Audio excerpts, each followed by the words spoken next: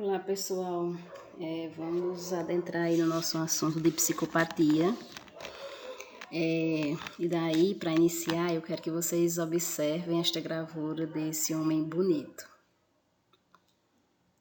Ele é bonito? Creio que sim, né? Mas a intenção foi que, ele fosse bonito aí. Então, o que é que acontece? Geralmente os psicopatas, eles são pessoas bonitas, são elegantes, se vestem muito bem, tá? São sedutores e tentam convencer com a sua gentileza outras pessoas, tá? Nós temos que ver que essa gentileza faz com que ele acabe seduzindo as pessoas e as pessoas comecem a vê-lo como uma ótima pessoa.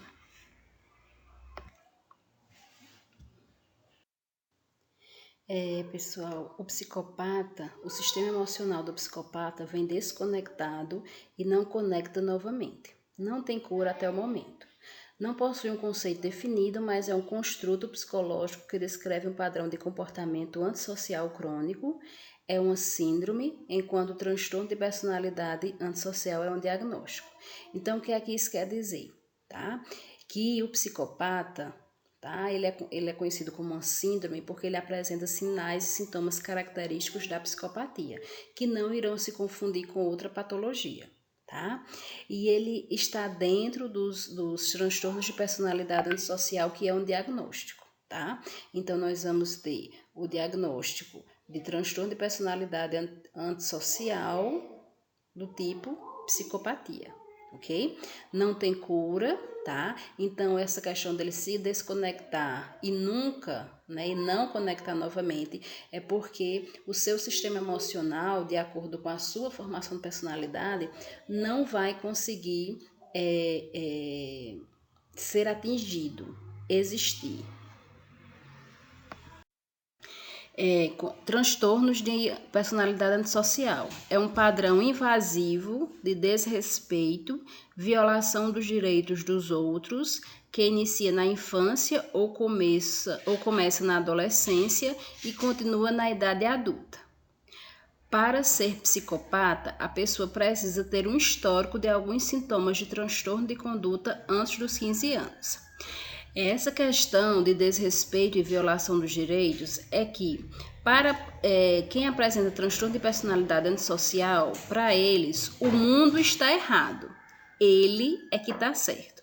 Então, no pensar deles para que é que eu vou obedecer os direitos das outras pessoas se eles estão errados?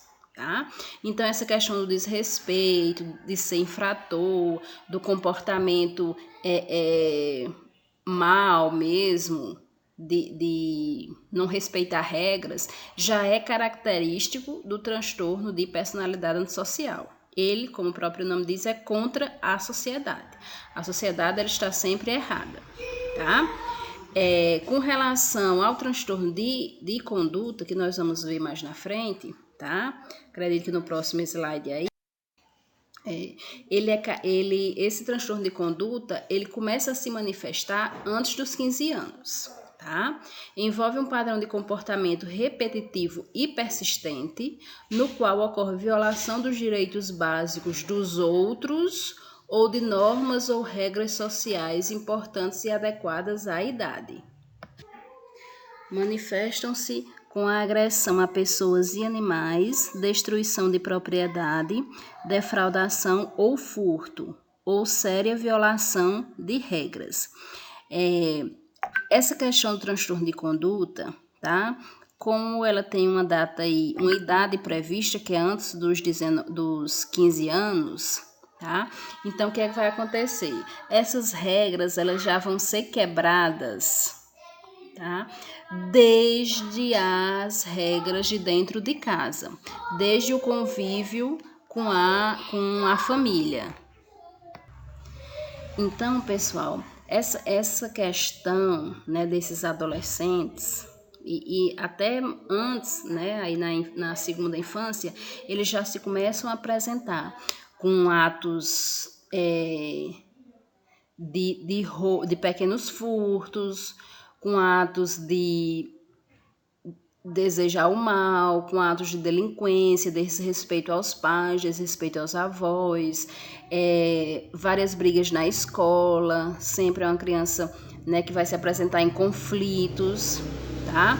E tudo isso, todos esses comportamentos antissociais, anti-regras, eles vão se manifestar antes dos 15 anos, tá? Além daí, a agressão a animais, tá? Eles vão sentir um prazer em agredir pessoas e animais, tá? Em destruir o que eles encontram. Personalidade histriônica. Pessoas que gostam de se exibir e manipular os outros, tá? Entra aqui a questão de eu faço isso, eu apresento esse comportamento para chamar a atenção do outro, tá? Para manipular outras pessoas. Então, eu fico sempre ameaçando que vou embora, fico sempre ameaçando que vou me suicidar, tá? Eu costumo apresentar uns comportamentos estranhos, sempre que essa pessoa que eu quero chamar a atenção está presente. E isso, pessoal, entra uma patologia aí que ela se chama de crise conversiva.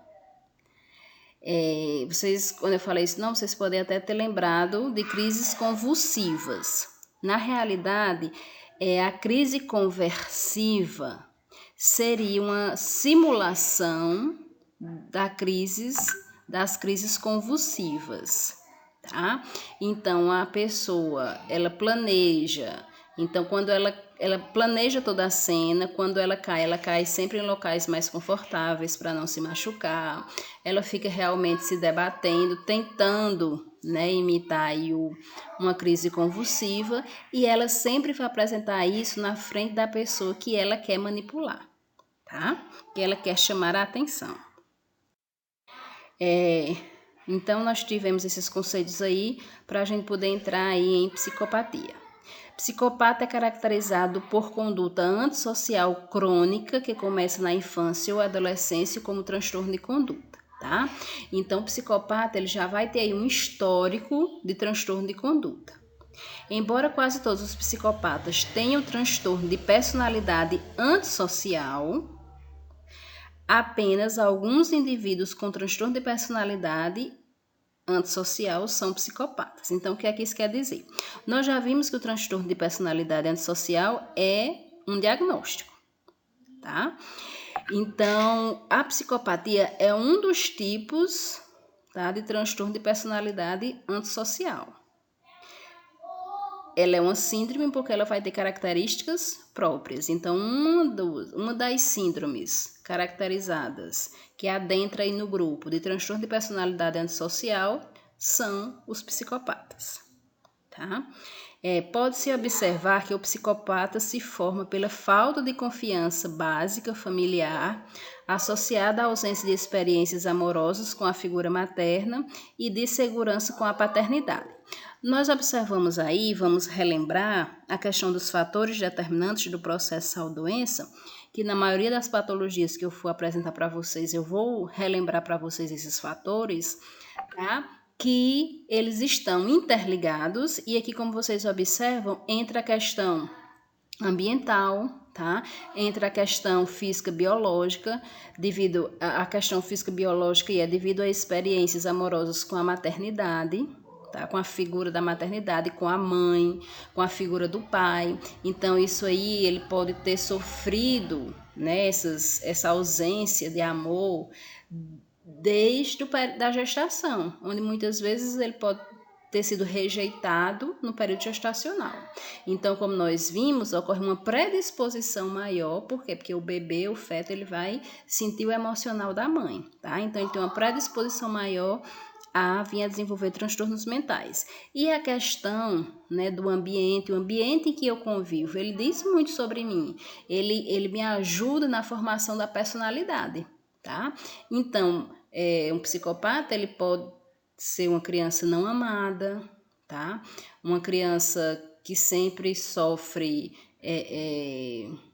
perdas, que não tem um lar estruturado, um convívio saudável, pode ser que ele convive em constantes ameaças, presencie, né? Alcoolismo, violência, tá? E isso vai construindo a personalidade dele, no sentido, muitas vezes, dele se sentir uma pessoa que ele tem que resolver, tá? Porque toda a sociedade está errada.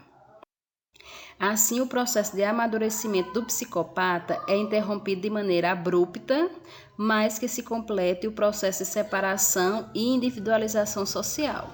Então, ele se separa da sociedade, tá? Ele vê a sociedade como errada e ele como certo. Os psicopatas têm um ego grandioso e patológico e seu superego, que é a instância moral, parece completamente ausente ou então está frouxa. Nós vimos que para a formação da personalidade, segundo Freud aí, nós temos o id, o ego e o superego, tá? Nos psicopatas, o ego, ele já é comprometido, tá? Então, o processo de consciência dele já está comprometido porque ele não quer seguir as regras, tá? O superego é que já nem existe no psicopata, porque ele não vai ter noção do certo e do errado, porque para ele sempre estará certo e a sociedade, os outros que estão sempre errados. São destituídos de qualquer humanidade, seu único sistema de valores é o exercício do poder e da agressão, condições que caracterizam o narcisismo patológico. Lembrando que, né, como eu falei para vocês quando eu estava falando da gravura, né, esse exercício de poder e da agressão, tá? Primeiro vem a conquista, tá? Para que ele possa exercer o poder, que é manipular, tá? E até caso os planos dele não dê certo, ele se mostrar, né, como uma pessoa má e ser agressivo, tá? Mas lembrem-se que quando ele chega com os planos, ele está sempre com aquele intuito de seduzir, de controlar o outro ou os outros. Os níveis de psicopatia, nós temos leve, moderado e grave. Leve aplica os famosos golpes 171, estelionato ou fraude e atinge uma pessoa, tá? Então, o foco no psicopata leve é uma pessoa só, individualmente. O moderado, que aplica o mesmo golpe, porém em uma esfera social mais alta e acaba lesando milhares de pessoas. Então, seria aquele que envolve outras pessoas nos seus planos, tá? E todas são manipuladas por ele. E o grave seria o serial killer, o assassino para quem não basta matar, tem que haver atos de crueldade, que é mais raro. Nem sempre aí o serial killer, ele tem aquela vontade de seduzir para poder conquistar, para depois manipular e tal, matar, tá? Alguns serial killer, eles ultrapassam isso aí, né? Eles pulam nessa questão de conquista e tudo mais, e quando eles querem matar, eles chegam e matam mesmo.